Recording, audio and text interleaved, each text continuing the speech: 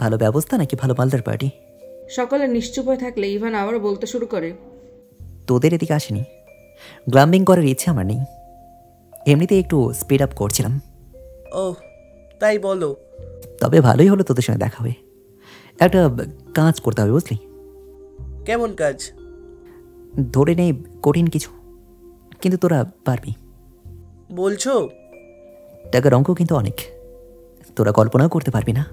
ছেলেগুলোর নেত্র চকচকিয়ে উঠল। তাদের মধ্যে একজন বলল, কাজটা কি বস?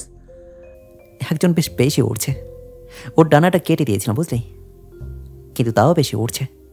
এখন তাকে জানে মেরে দিতে হবে। আবার কার সাথে ঝামেলা করলে? দেখো, এমনিতে কিন্তু পুলিশ আমাদের উপর নজর রাখছে গতবারেরটার থেকে। ভয় পাচ্ছিস? তা নয় বস, কিন্তু দেখ, কাজটা করতে পারলে বল, নাহলে অন্য কাউকে দিয়ে কাজটা করতে হবে। আরে বস, তোমার জন্য এই কাজ আমি ছাড়া আর কেউ করতে পেরেছে? চাপ নিও না। সেই জন্যই তো আমি সবার আগে তোকেই জানালাম। শোন, এবারে টার্গেট কিন্তু অনেক নাম করা ফ্যামিলির, পাওয়ারফুল ব্যাকগ্রাউন্ড আছে। এমন কত ফড়িং এলো গেল তুমি ভেবো না বস। ভাবার মতোই। ধরে নে, যাকে মারতে হবে তার পরিবার আমার পরিবারের মতোই সম্ভ্রান্ত। আমি কথা দিচ্ছি বস, আমি নিজের সর্বোচ্চটাই প্রয়োগ করব। আমি তোদের জানাবো কবে কি করতে হবে, আর ইনস্ট্রাকশন পাওয়ার পর তাকে লক করবি, না হলে কিন্তু পাখি উড়াল দেবে। ও ডিটেলস তো দিলে না। পরে জানিয়ে দেবো, তোরা জাস্ট সব কিছু রেডি রাখ। আর অ্যামাউন্ট নিয়ে চিন্তা করিস না, যা চাইবি তাই পাবি। আর কাজটা স্মুথলি করলে এর চেয়েও বেশি পেতে পারিস, বুঝলি? মানে তুমি পুলিশি ঝামেলা চাচ্ছ না? পুলিশের ঝামেলা তো হবেই, বড় বাড়ির ছেলে। তাহলে ওর লাশের চিহ্নটাও যাতে না থাকে সেই ব্যবস্থাই করবি। বুঝেছি। মাথা নাড়ায় ছেলেটি। ছেলেগুলোর সাথে কথা শেষ করে বোনের থেকে এক লাফে নেমে চাবি ঘোরাতে ঘোরাতে গাড়িতে গিয়ে বসে ইভান। ছেলেগুলো দুপাশে সাইড করে দাঁড়িয়ে জায়গা করে দেয় তার জন্য। গাড়ি স্টার্ট দিয়ে প্রচণ্ড গতিতে সেই স্থান ত্যাগ করে ইভান। প্রায় শেষ রাতের দিকে ঘুমিয়েছে এলিজা। তাকে সন্তর্পণে বাহুডোরে আবদ্ধ করে রেখেছে অ্যাশার। রাতের খাবারটাও খাওয়া হয়নি তার। এলিজা তার কোল জুড়ে বসেছিল সারাটাক্ষণ। সোনালি সন্ধ্যার পর থেকে প্রায় মধ্যরাত অব্দি বাচ্চার জন্য ছটফট করেছে এলিজা। বারংবার কেবল একটাই প্রশ্ন করেছে সে, তার সন্তান বেঁচে আছে কিনা।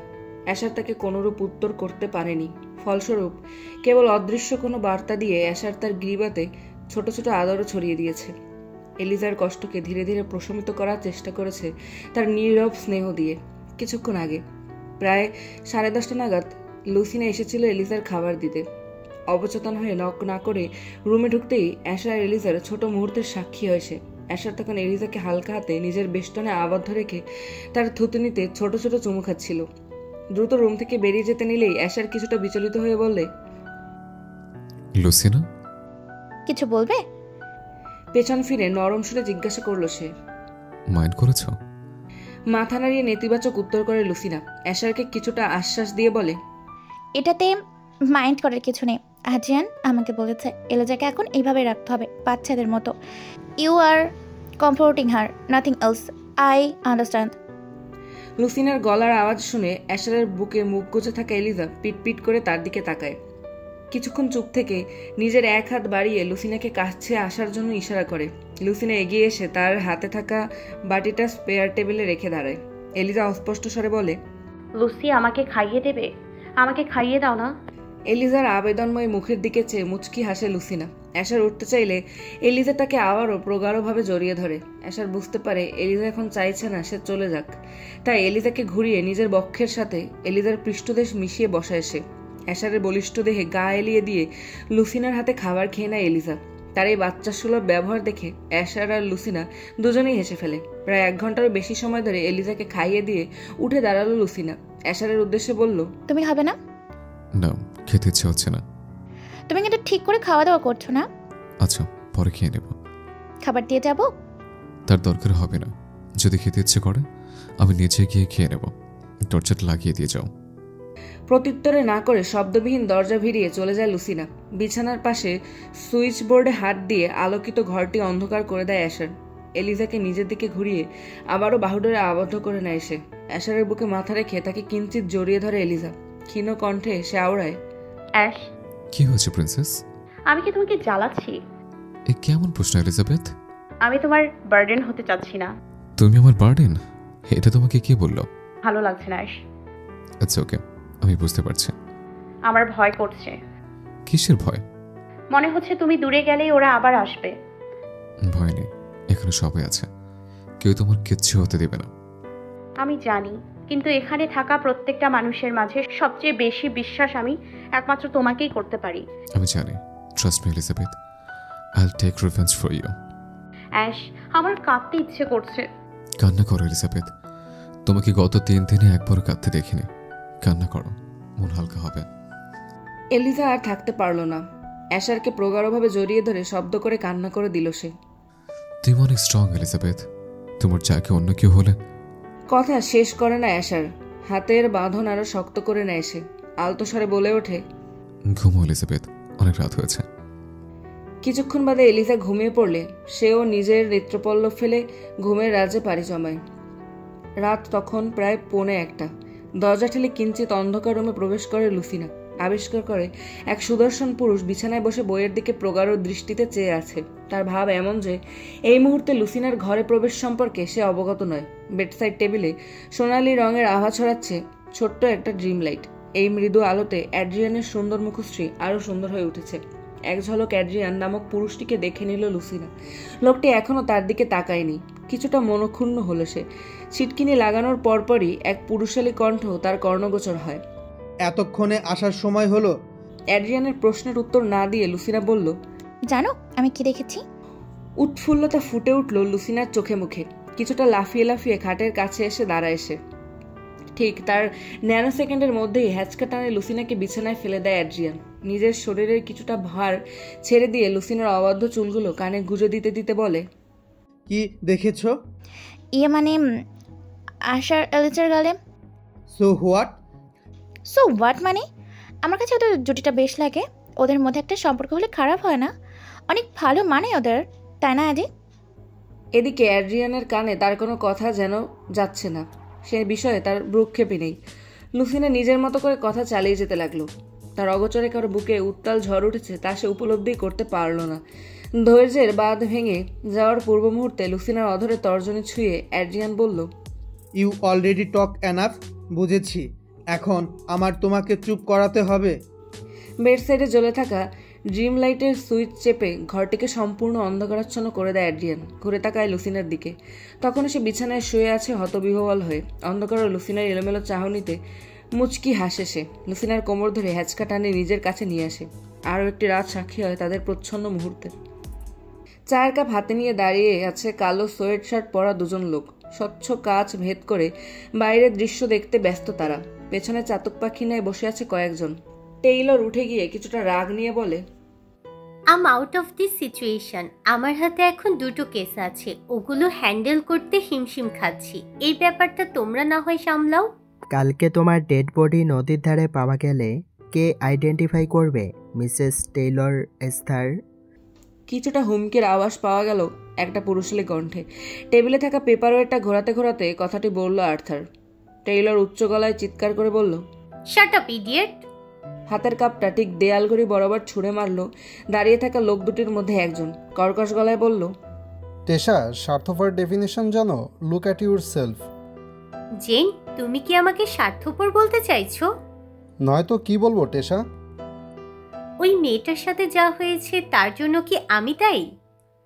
দাঁড়িয়ে থাকা দ্বিতীয় লোকটি ঘুরে তাকালো টেইলরের দিকে। হাতের কাপটা আলতো হাতে টেবিলের উপর রেখে মিষ্টি হেসে টেইলরের সামনে দাঁড়ালো। নরম গলায় বলল, কথাটা রিপিট করো my dear Taylor. I said এলিজাবেথের সাথে যা হয়েছে তার জন্য কি আমি দায়ী? নো ডার্লিং, ইউ সেড ওই মেয়েটা। দেখো, মেয়েটির কথা শেষ হওয়ার পূর্বে তার গলা চেপে ধরে জেইড। ক্রোধে ফেটে পড়ে সে। রুড়ো গলায় বলে, এলিজাবেথ কোনো ফেলনা জিনিস না, ওর ব্যাপারে এভাবে কথা বলার সাহস করবে না। I know I was wrong, কিন্তু Tesha, your cross your limit.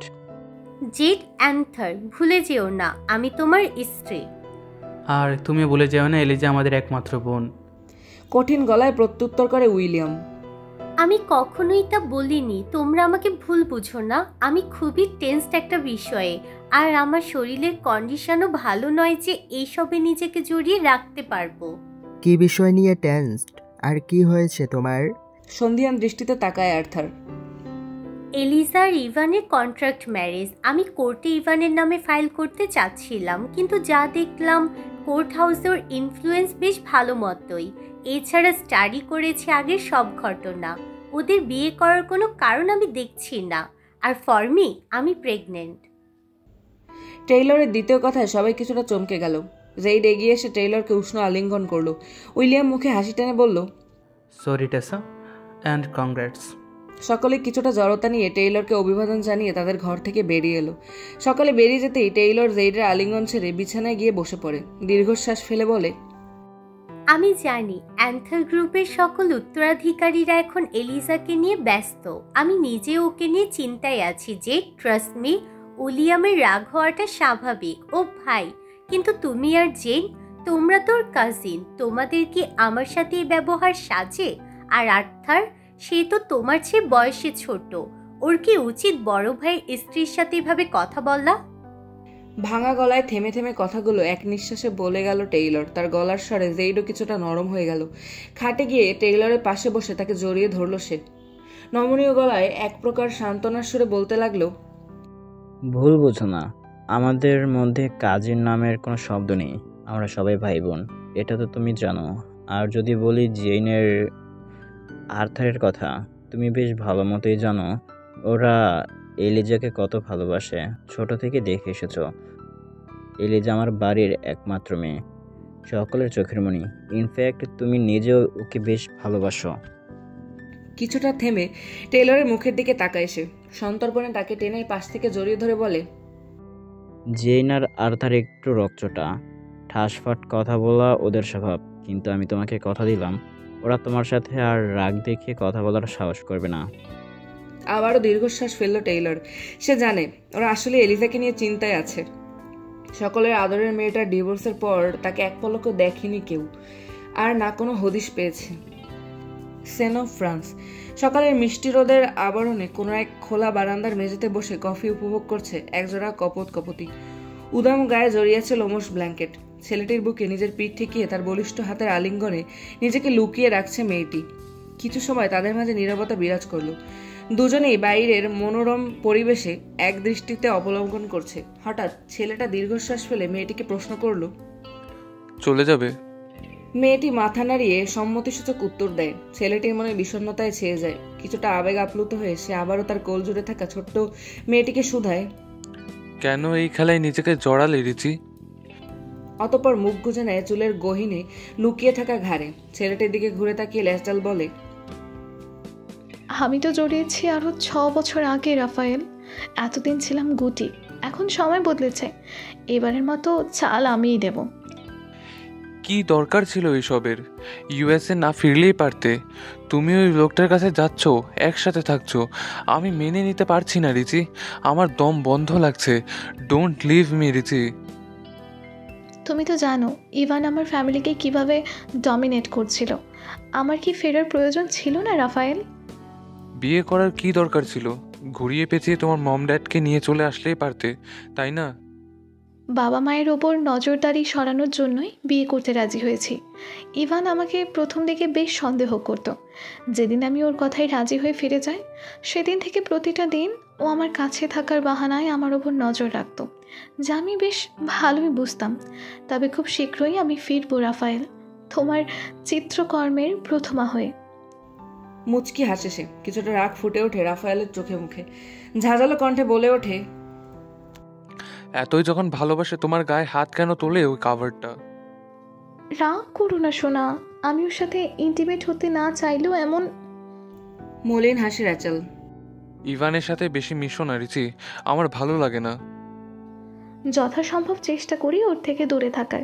তুমি ভেবো না রাফায়েল, মম ড্যাডকে আমি খুব শীঘ্রই এখানে পাঠিয়ে দেবো। তুমি ওদের রিসিভ করে নিও। আর ইভানকে ওর পাপের শাস্তি পেতেই হবে। অনেকদিন হয়েছে ছবি আঁকি না। কেন? মনে আছে আমি ইটার্নিটি ওর ইনফিনিটি ছবিটা আঁকছিলাম? হ্যাঁ, ওটা শেষ করেছো?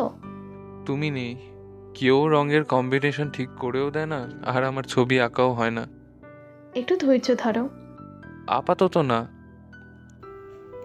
কথাটা শেষ হতেই রেচালকে কোলে নিয়ে উঠে দাঁড়ালো রাফায়েল। খাটের দিকে হাঁটা দিল আরও কয়েক মুহূর্তকে নিজেদের প্রণয়ের সাক্ষী করতে। এরই মধ্যে 2 দিন কেটে গেছে। এলিজার শারীরিক অবস্থার মধ্যে কিছুটা উন্নতি হয়েছে, তবে মানসিকভাবে সে খুবই বিধ্বস্ত।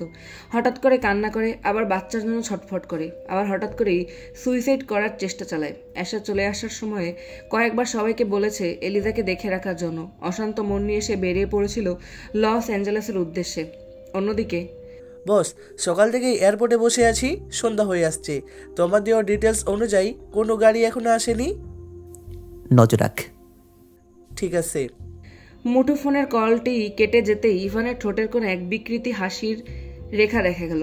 সেই হাসি যা রেচালের শির দ্বারা বরফ শীতল করে তোলে। মাত্র কিছুক্ষণ আগেই সে বাসায় ফিরেছে। ইভানের আলিঙ্গনে জড়িয়ে থাকার মুহূর্তেই ভেসে আসে সেই অপ্রত্যাশিত কল। সন্দেহের অদৃশ্য ছায়ার মনের কোণে উকি দিয়েছিল রেচালের, তাই আড়ি পেতে শুনেছিল কথোপকথন। ঠিক সেই কণ্ঠস্বরে 2-4টি বিচ্ছিন্ন শব্দের উত্তরে লুকিয়ে থাকা এক ধরনের অস্পষ্ট রহস্য তাকে বিভ্রান্ত করে। ঠিক কি ঘটছে তা বুঝে ওঠার আগে ইভানের অক্ষিকোটর থেকে নির্গত শীতলতার প্রবাহ যেন তাকে অদৃশ্য শিকলে বন্দী করে ফেলে। ইভান এক মুহূর্ত থেমে রেচালের দিকে তাকায়।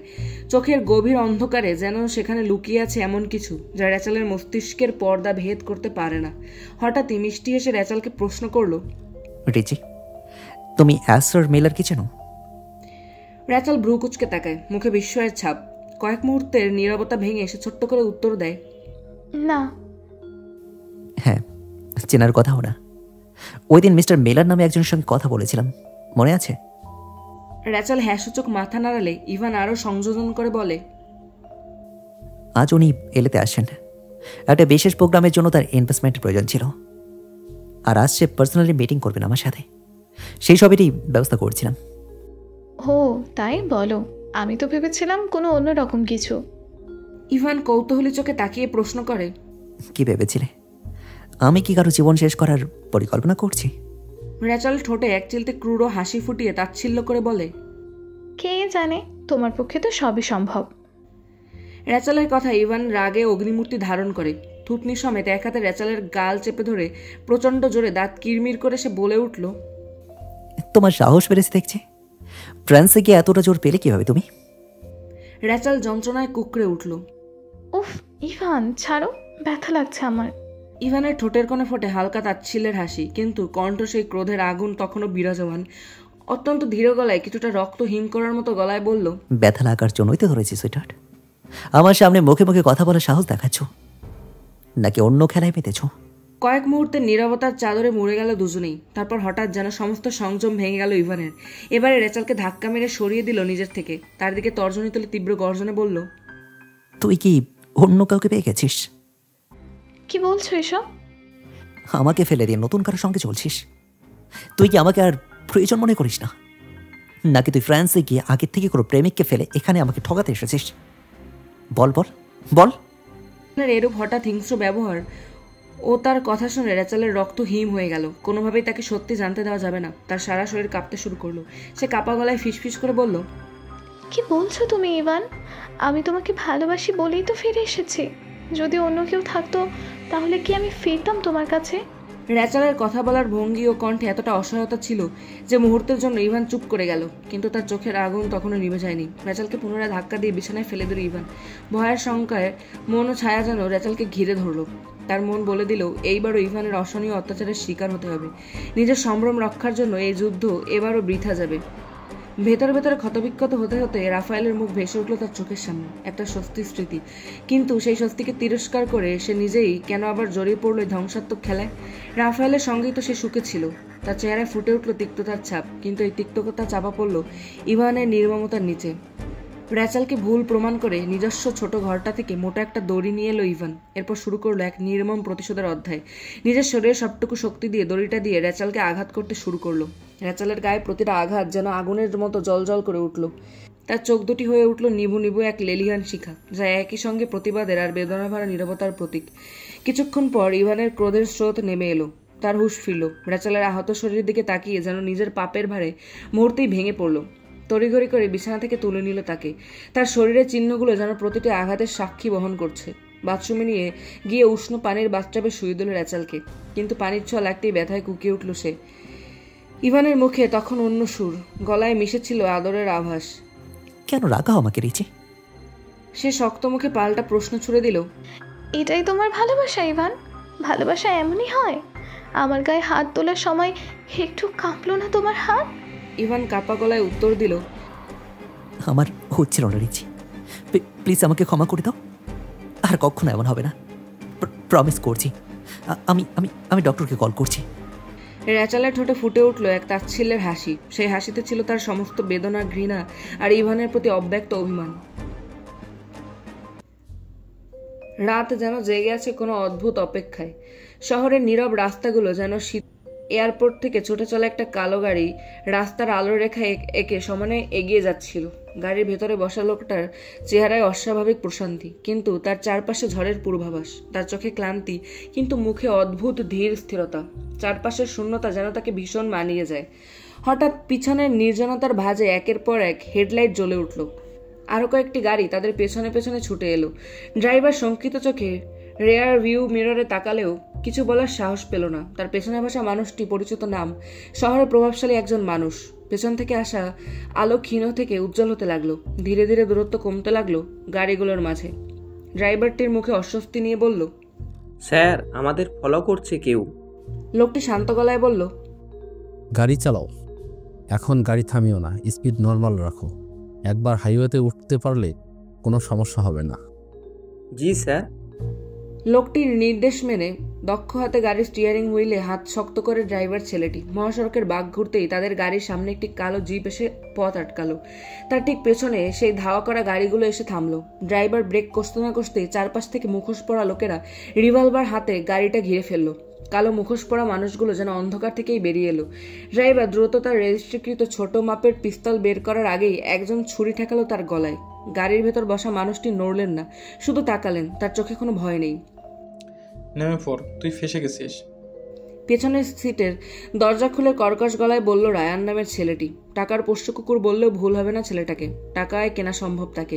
উপায়ন্ত না থেকে ধীর পায়ে গাড়ি থেকে নামলো লোকটা। তার চোখে কোনো ভয় নেই, শুধু এক অন্যমনস্ক প্রশ্ন লুকিয়ে আছে। কোনো বাধা না দিয়ে নিজেকে তুলে দিল তাদের হাতে। বর্তমানে তার এখানে কিছু করাটা বোকামি ছাড়া কিছুই নেই, কেননা তারা লোকবলে দুজন, কিন্তু অপর পাশে ডজনখানেক মানুষ দাঁড়িয়ে। তাছাড়া তার সোর্স নিশ্চয়ই তাকে খুঁজে বের করবে। নিচু স্বরে সে বলল, লেট মাই। আর কোনো কথা বলার সুযোগ পেল না লোকটা। মুখ বেঁধে হাত পা দড়ি দিয়ে জড়িয়ে তাকে অন্ধকারে পুরনো এবং পরিত্যক্ত গোডাউনে নিয়ে যাওয়া হলো। সেই জায়গাটি যেন রাতের গহ্বর। কোথাও কোনো শব্দ নেই, শুধুই দূরত্বের নিস্তব্ধতা।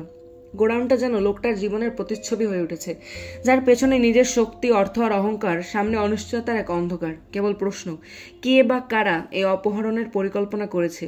কি তাদের উদ্দেশ্য? ভাবান্তর হয় লোকটার।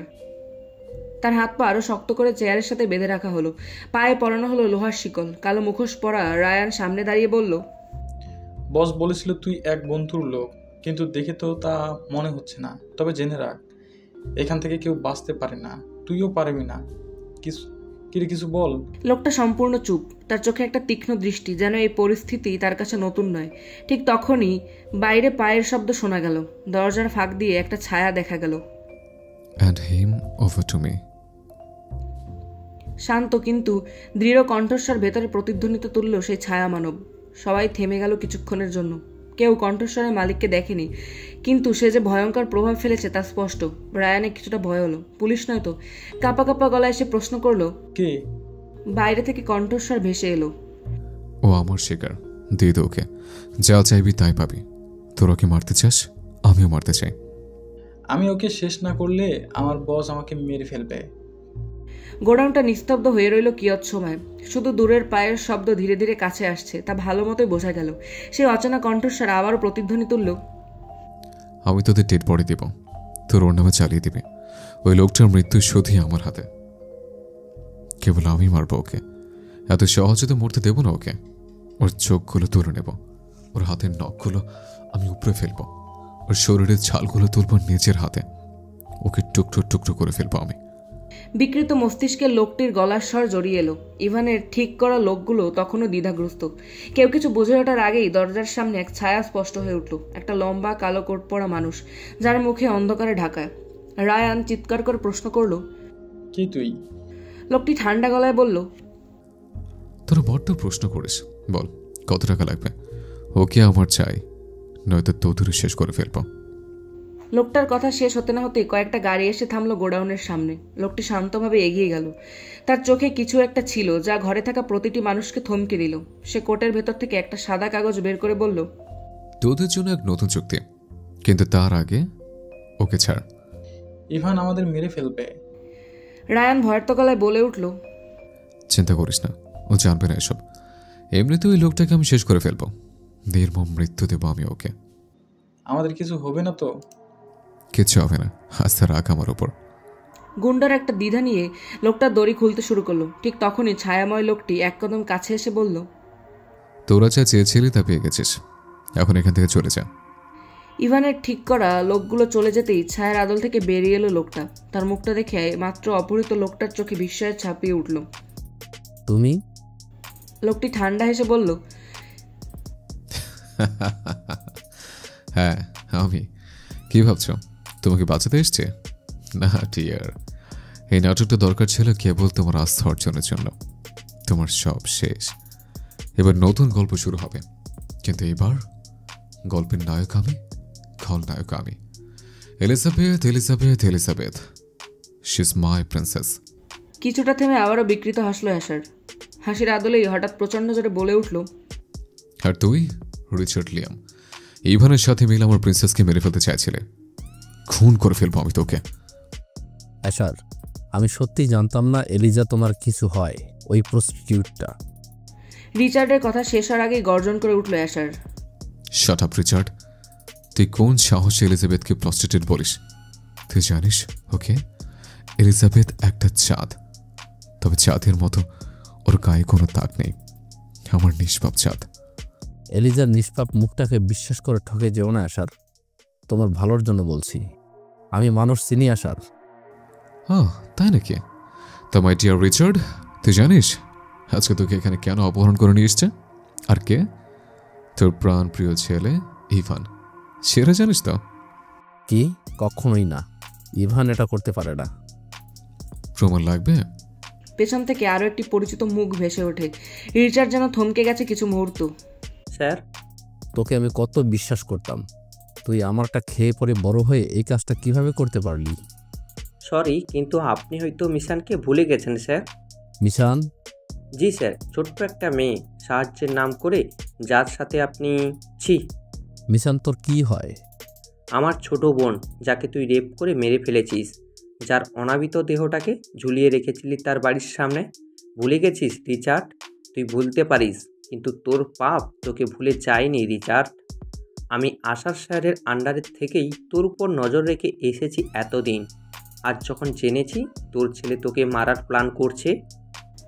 লোকটি আর কথা বলল না। লোকটার কেউ নয়, রিচার্ডের সে ড্রাইভার। তাদের কথোপকথনের মাঝেই এক ছায়ামূর্তি সরে গিয়ে কারো নাম্বারে কল করে।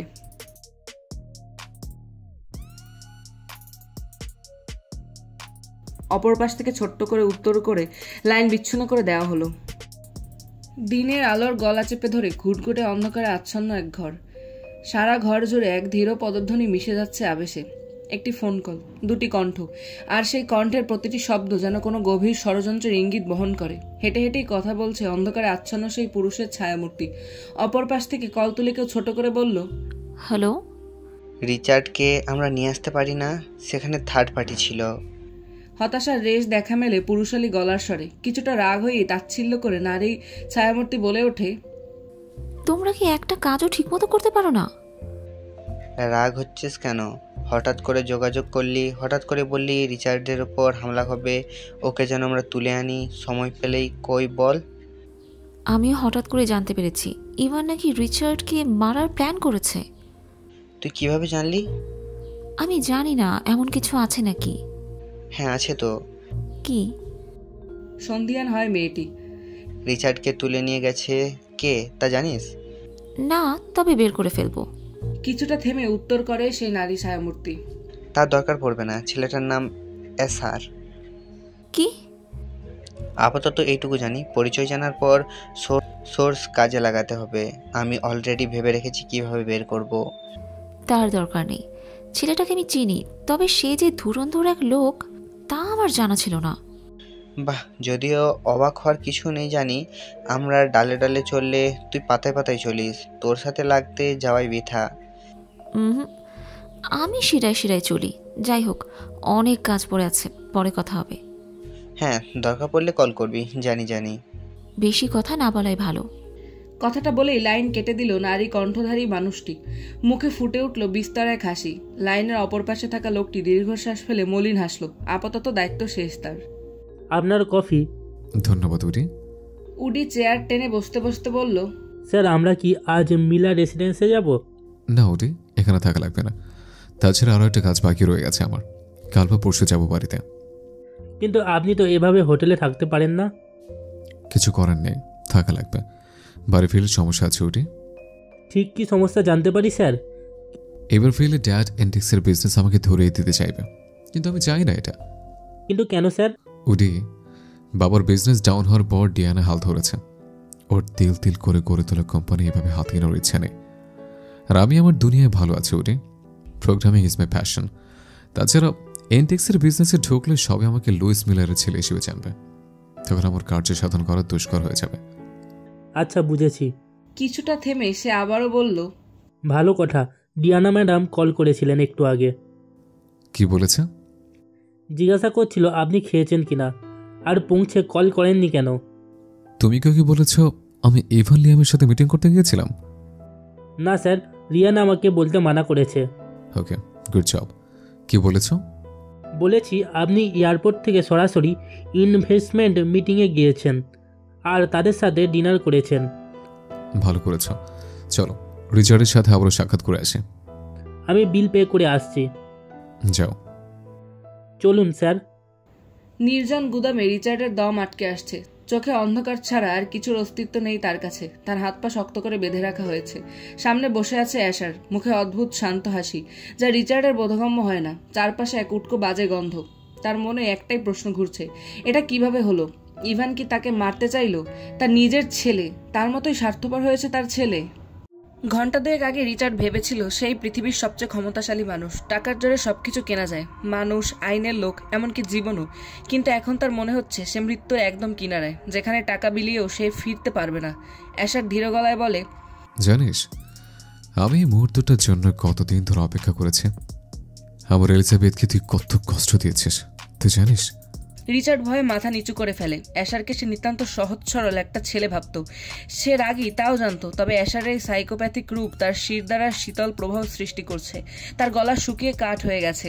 অ্যাশারের সাথে তার পরিচয় হয়েছিল ক্যালিফোর্নিয়ার একটি আইআইটি প্রোগ্রামে। নামকরা প্রোগ্রামার হিসেবেই তাকে চেনে রিচার্ড। তার কয়েকটা প্রজেক্ট নমিনেট করা হয়েছিল ক্যালিফোর্নিয়া আইটি জিনিয়াস অ্যাওয়ার্ডে বিভিন্ন ক্যাটাগরিতে। অ্যাশারের চোখে এক ঝলক বিদ্বেষ ফুটে ওঠে। ঠান্ডা গলায় উন্মাদের ন্যায় মিহি হেসে বলে, রিচার্ড, তোকে আমি কত সম্মান করতাম বল, আঙ্কেল বলে ডাকতাম তোকে, তাই না? আর তুই আমার এলিজাবেথের দিকে হাত বাড়ালে। রিচার্ড মুহূর্তে থমকে যায়। সে নিজেকে ডিফেন্ড করে বলার চেষ্টা করে, আমি কখনোই জানতাম না। অ্যাশারের মুষ্টি শক্ত হয়ে যায়। রিচার্ডের সম্মুখ থেকে উঠে দাঁড়ায় সে, অস্বাভাবিক শান্ত গলায় বলে, হ্যাঁ, সে আমার, কেবল আমার। এলিজাবেথ শুধুই আমার, অ্যাশারের। প্রথম তোর ছেলে আমার থেকে ওকে কেড়ে নিল। কথাটা বলেই থেমে গেল অ্যাশার। গলার স্বর কিছুটা নরম করে আবারও বলতে লাগলো, না, কেড়ে নেয়নি, আমার গাফিলতির কারণে যেতে গিয়েছিল, কিন্তু তারপর ওকে ছেড়ে দিল। হাউ সিলি, ইভান আসলে একটা জার্ক। আর তুইকে মেরে ফেলার চেষ্টা করেছিলে শুধুমাত্র তোমার নিজের স্বার্থ রক্ষার জন্য। রিচার্ড কাঁপতে কাঁপতে কিছু বলার চেষ্টা করে। আমি অ্যাশার হেসে ওঠে, এক বিদ্রুপের হাসি। সে ধীরে ধীরে হেঁটে যায় দরজার দিকে। দরজার পাশে থাকা ঝুলন্ত ক্যাবিনেট থেকে একটা ছোট ছুরি তোলে। তার চোখে এক অদ্ভুত ধরনের ঠান্ডা ঘৃণা ফুটে ওঠে। তোকে বাঁচিয়ে রেখেছি শুধু এই মুহূর্তটার জন্য। আজ তোকে প্রতিটা মুহূর্তে সে যন্ত্রণার স্বাদ নিতে হবে যে এলিজাবেথ পেয়েছিল। অ্যাশার ধীরে ধীরে রিচার্ডের সামনে হাঁটু গেড়ে বসে। তার হাতে থাকা ছোট ছুরিটা দরজা ভেদ করে আসা মিহি আলোতে চকচক করে ওঠে। রিচার্ড শ্বাসকষ্টে কাঁপছে, তার মুখে আতঙ্কের চিহ্ন। তোকে প্রথমে ভয় পাওয়াতে চাই, কারণ ভয় আসল শাস্তি শুরু করার পথ। তোকে এত সহজে মারবো না রিচার্ড, তিল তিল করে তোকে আমি শেষ করব। সে রিচার্ডের বাম হাতটা ধরে ছুরির ধারালো প্রান্তটা তার আঙুলের উপর রেখে বিকৃত হাসে। অ্যাশারের নিষ্পাপ মুখশ্রী ইতিমধ্যে বিশ্রী এক রূপ ধারণ করেছে। মুখের সেই জঘন্য হাসি ফুটিয়ে রেখে এসে বলে, তুই জানিস একটা আঙুলে কতগুলো স্নায়ু থাকে? রিচার্ড সন্দিহান দৃষ্টি নিক্ষেপ করে চেয়ে থাকে অ্যাশারের পানে। উত্তর না পাওয়ায় রিচার্ড হাতটা আরো শক্ত করে চেপে ধরে। অ্যাশার ছুরির সামান্য অংশ দিয়ে রিচার্ডের আঙুলের মাথা কেটে দেয়। মুহূর্তে রক্তের কণাগুলো ফোটায় ফোটায় গড়িয়ে পড়তে শুরু করে। রিচার্ড আর্তনাদ করে চিৎকার করে ওঠে। অ্যাশার বাঁকা হেসে বলে, এটা কেবল শুরু। কিছু মুহূর্ত ক্ষান্ত থেকে সে আবারও রিচার্ডের হাতের চামড়ার সামান্য অংশ কেটে ফেলে। তার চোখে শান্তি, যেন সে প্রতিটি মুহূর্ত উপভোগ করছে। এখন বল, তুই কি মারার চেষ্টা কেন করেছিলে? রিচার্ড কাপা গলায় বলে, এলিজা আমাদের চুক্তি ভঙ্গ করেছিল, রাগে নিজের বোধ বুদ্ধি হারিয়ে ফেলেছিলাম। অ্যাশার থেমে যায়। এক মুহূর্ত চুপ থেকে সে রিচার্ডের মুখের খুব কাছে এসে ফিসফিসিয়ে বলে, এলিজা রিচার্ড, তুই না একটা জানোয়ার, আর আমি হলাম অমানুষ, আর এইখানে তোকে শেষ করতে এসছে, আর তোর ছেলে ইভানকেও শেষ করে ফেলবো। আগেই বলেছিলাম এই গল্পের নায়ক আমি, আর খলনায়ক আমি। কথা শেষ করে রিচার্ডের পায়ের উপর নজর দেয় সে। বিড়বিড় করে বলে, তোর মতো লোকের চলার শক্তি থাকা উচিত নয়। সে রিচার্ডের পায়ের নিচে থাকা ধাতব রড তুলে নেয় হাতে। নিজের সমস্ত শক্তি দিয়ে আঘাত করে রিচার্ডের হাততে।